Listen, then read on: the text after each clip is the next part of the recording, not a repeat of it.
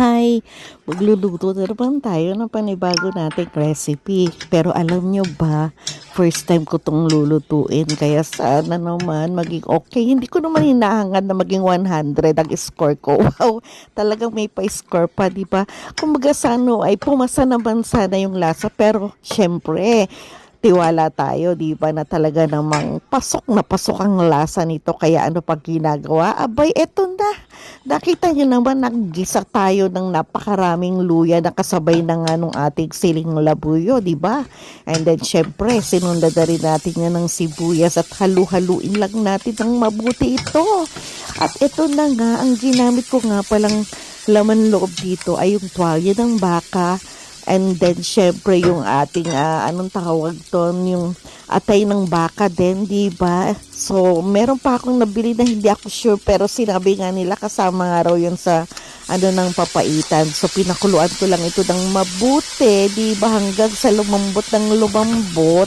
And then, syempre, instead na tagtarin ko or anong tawag dito, kutsilyuhin ko or ginamitan ko na lang ng gunting, di ba? Ginupit-kupit ko ito. Ayan, tinimplahan ko na nga pala ito ng patis, di ba?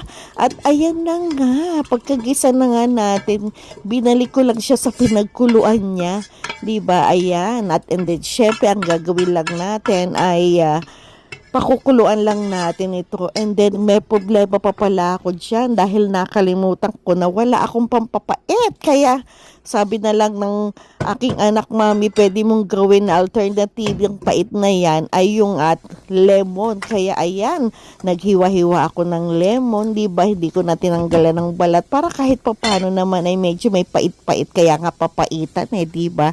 At least nagawa natin ang paraan, di ba? And then pagkakulungan yan, nilagay ko na nga yung ating papaitan mix, di ba? Medyo nakulangan ako sa asim niyan, kaya nagdagdag na rin ako ng pangsigang mix, diba? Hindi ko na nga lang na ipakita sa inyo, pero ayan, talagang kulong-kulo na at napakasarap natin to, tsak na tsak, diba? At ayan, approve na nga, kita mo naman, diba? First time yan so luto na to.